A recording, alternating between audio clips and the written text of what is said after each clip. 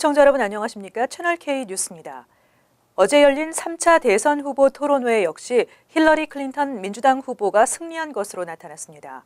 두 후보는 여러 이슈에 대해 공방을 반복했는데 트럼프가 대선 결과에 불복을 시사하는 발언을 해 논란을 빚기도 했습니다. 이보연 기자가 보도합니다. 네바다주 라스베이거스에서 열린 마지막 대선 후보 토론회. 주요 언론기관 조사에 따르면 민주당 클린턴 후보가 52%의 지지를 얻어 39% 지지에 그친 공화당 트럼프 후보에 승리한 것으로 나타났습니다. 민주당 힐러리 클린턴 후보와 공화당 도널드 트럼프 후보는 토론 주제마다 첨예하게 대립했습니다. 트럼프는 총기 소유의 자유, 낙태 반대, 불법 이민자 추방을 주장한 반면 클린턴은 총기 소유 제한, 낙태의 자유를 옹호했으며 불법 이민자 무조건 추방을 반대했습니다. 이날 토론에서 가장 관심이 주목된 부분은 트럼프 후보의 대선 결과 불복 발언이었습니다.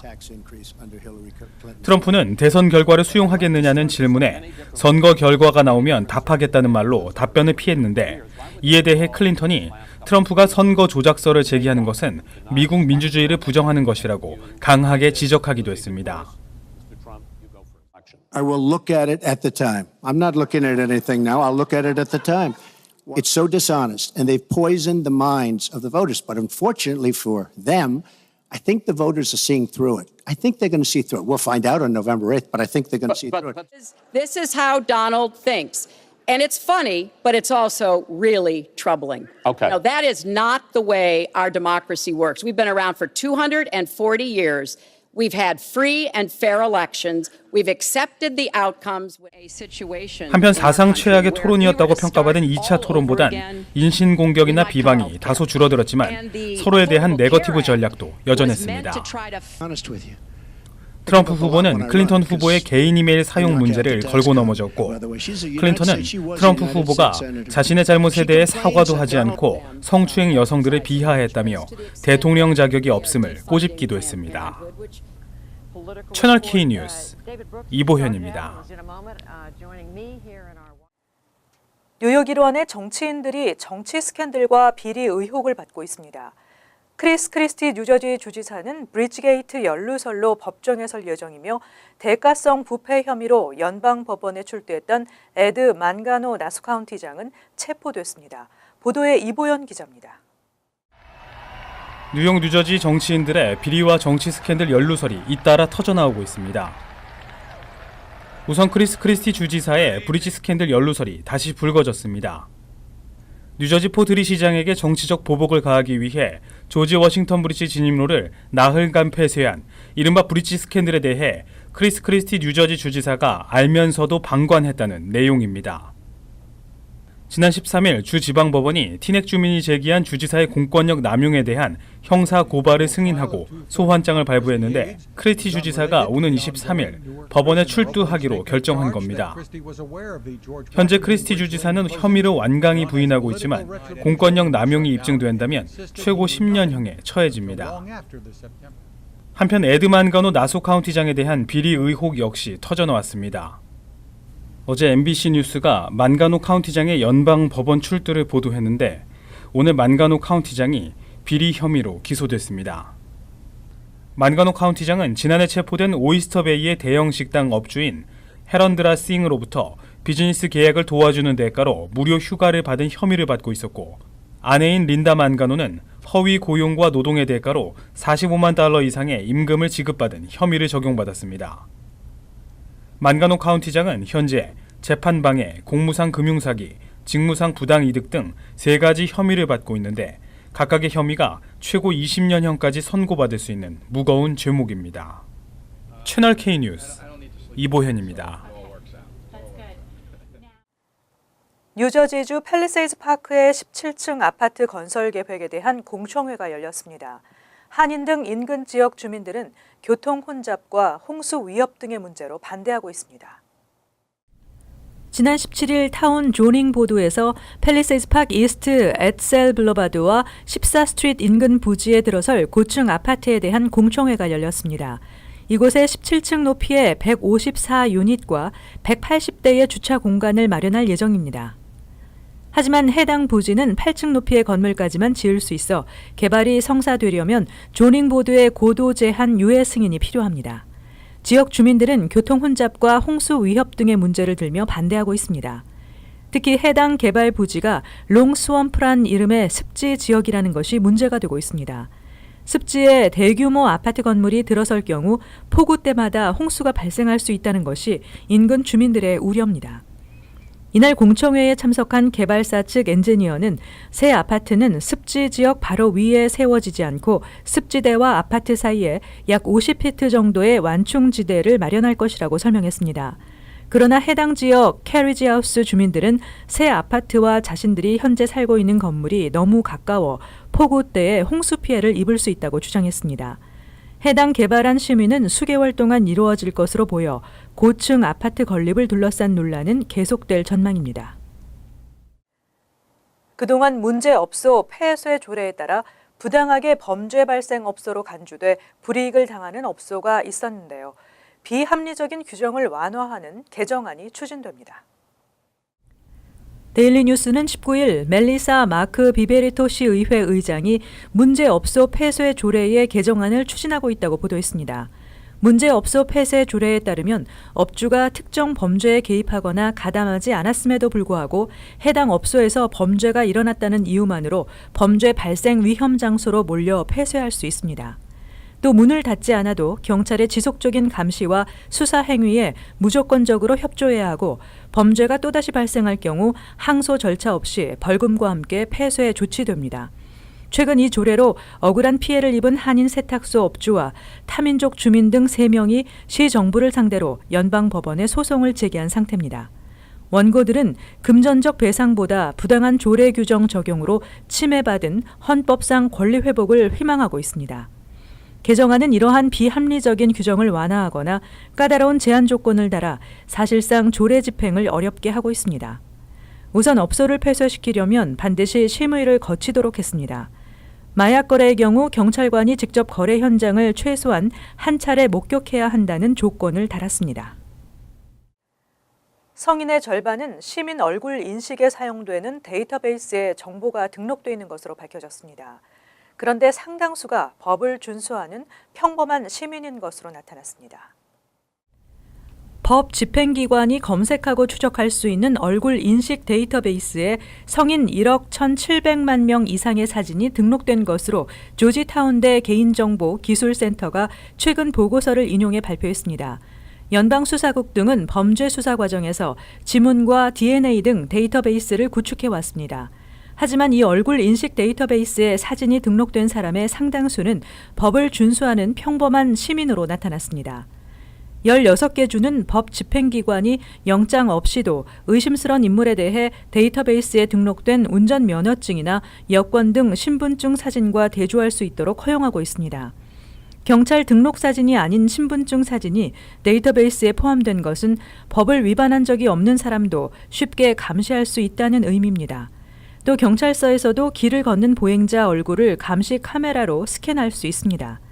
시민자유연맹에 따르면 메릴랜드주에서는 경찰이 시위 현장 사진에 찍힌 인물의 신원을 확인하는 데에도 이 데이터베이스를 사용했습니다.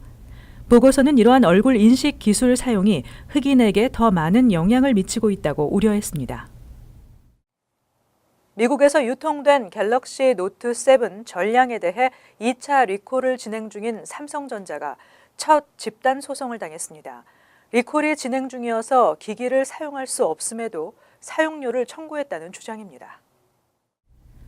뉴저지 뉴워크 지방법원에 따르면 지난 16일 삼성전자 갤노트 7 소비자 3명은 네바다와 펜실베니아, 캘리포니아 등 3개 주 소비자들을 대표해 삼성전자 미주 법인을 상대로 손해배상 청구 집단 소송을 제기했습니다. 소장에 따르면 지난달 초 리콜 발표 이후 갤노트 7 사용을 중단하고 기기를 사용할 수 없었는데도 삼성전자는 해당 월 기기 대금과 사용료를 그대로 청구했습니다.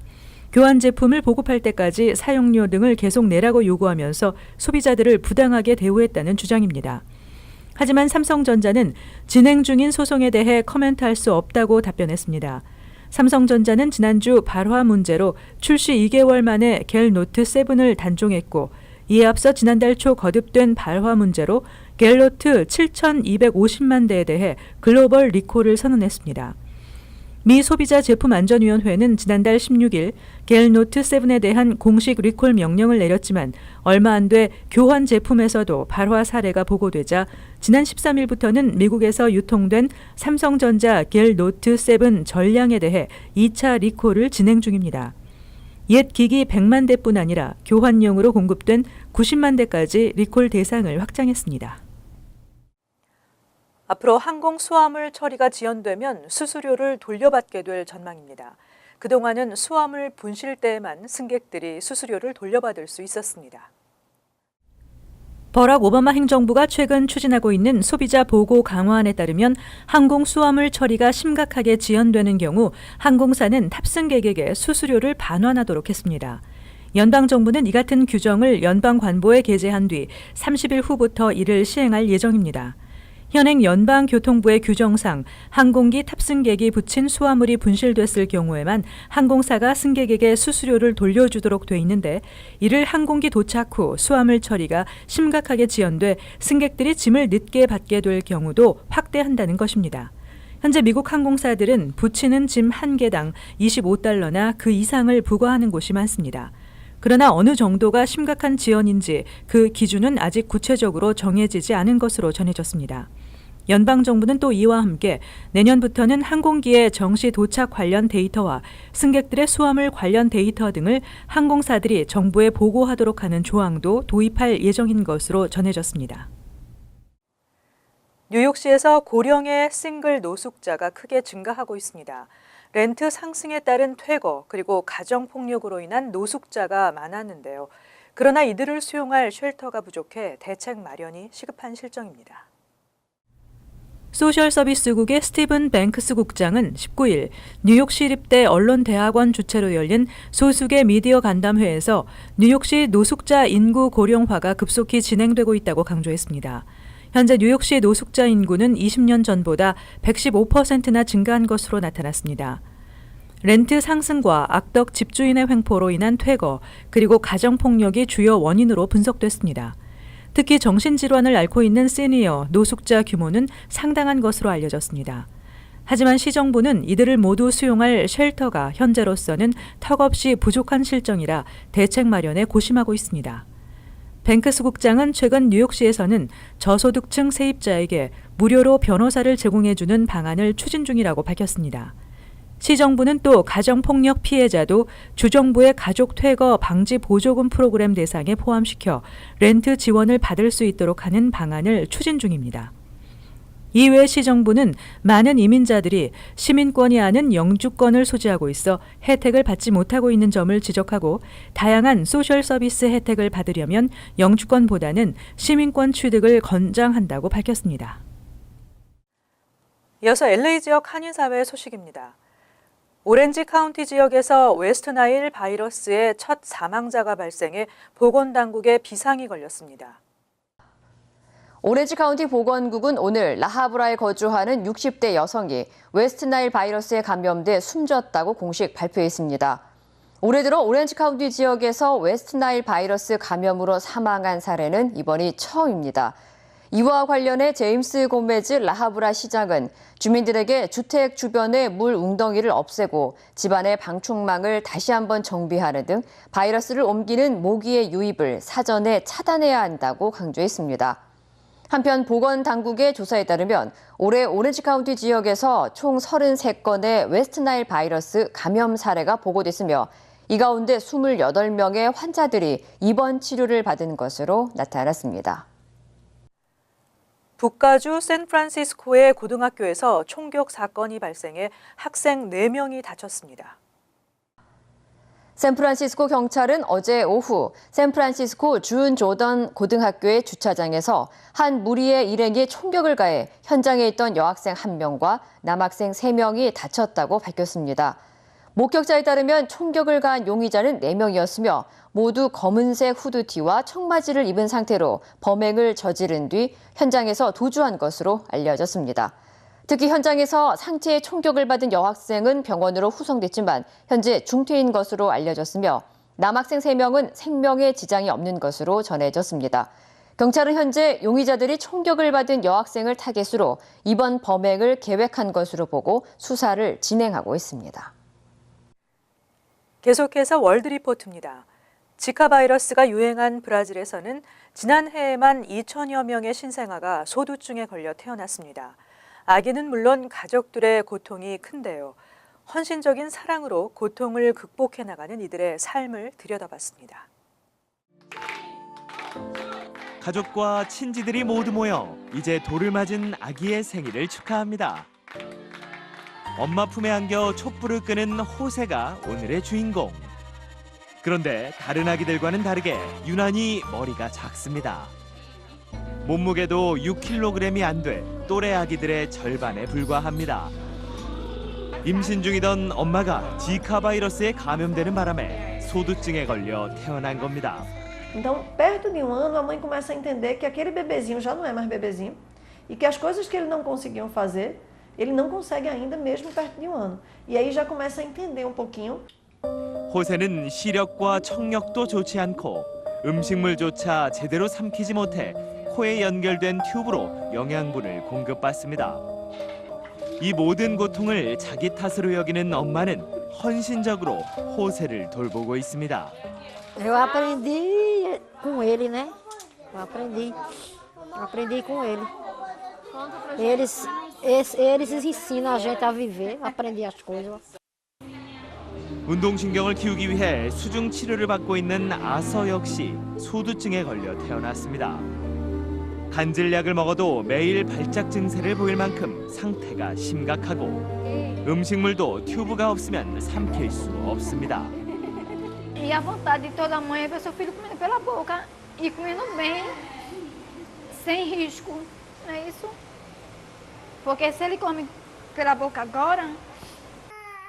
브라질에서 작년 한 해 소두증이나 뇌기형으로 태어난 신생아는 2천여 명. 살아가는 것 자체가 고통인데다 얼마나 살 수 있을지도 불투명한 상황입니다. 당장은 소두증 증세를 보이지 않더라도 엄마가 지카에 감염됐다면 자라면서 문제가 생길 가능성도 있습니다. Para ver, por exemplo, tem paciente que pode não ter nada e de repente lá na fase da escola tem uma dificuldadezinha de aprendizagem. 최근에는 전 세계 관광객들로 붐비는 태국에서도 소두증 신생아 2명이 태어나는 등 아시아 지역으로도 확산되는 상황. 더 이상 죄 없는 아기들의 희생을 막기 위해서라도 지카 바이러스 차단을 위한 보다 근본적인 대책이 시급하다는 지적입니다. 이어서 간추린 소식입니다. 금융사 엘리 파이낸셜은 뉴욕과 LA, 시카고, 워싱턴 DC, 덴버 등 10개 도시에 각각 행운의 페니 동전 10개씩을 분산 배포하고 이를 찾는 사람에게 $1,000의 현금을 주는 이색 이벤트 행사를 진행한다고 19일 전했습니다. 행운의 페니 동전은 기존 페니보다 약간 크고 앞면에 엘리 파이낸셜의 로고가 뒷면에는 10만 센트라고 새겨져 있습니다. 행운의 페니 동전 찾기 행사는 페니의 소중함을 알리기 위해 기획됐습니다. 재미한국학교 동북부협의회의 한영 영한 번역대회가 올해로 17회를 맞아 11월 12일 뉴욕, 뉴저지와 커네티컷에서 일제히 개최됩니다. 한영 영한 번역대회는 한글의 우수성과 세계적인 언어로서 긍지를 심어주고 자유로운 이중언어 구사 능력을 키워주는 목적으로 매년 열리고 있습니다. 올해는 처음으로 커네티컷주에서도 시험장이 개설됩니다. 대상 1명에게는 대한민국 뉴욕 총영사상과 함께 장학금과 상패가 수여되며 신청 마감은 11월 7일입니다. 뉴욕시에서 올해 들어 지난 16일까지 939건의 65살 이상 노인 폭행 사건이 발생했습니다. 이는 지난해 같은 기간 817건보다 15% 가까이 늘어난 것입니다. 술 취한 상태에서 폭행하거나 묻지마식 범행도 증가하고 있습니다. 71살 앤토리오 가시아는 지난 9월 21일 맨하탄에서 목졸림과 강도를 당했고 61살 앤서니 맥브라이드는 집 앞에서 도와주는 척 접근한 행인으로부터 $800 상당의 mol거리를 빼앗겼습니다. 성인 10명 중 2명이 정신질환을 앓고 있는 것으로 나타났습니다. 전체의 성인 약 20%인 4,370만여 명이 정신건강 이상 증세를 겪고 있는 것으로 멘탈 헬스 아메리카 조사 결과 밝혀졌습니다. 하지만 이 가운데 50% 이상은 어떠한 치료도 받지 않고 있어 정신건강 치료와 예방을 위한 서비스 확대의 필요성이 지적됐습니다. 우울증 증세를 겪고 있는 청소년의 80%도 치료를 받지 않고 있습니다. 다음은 환율과 증권 소식입니다.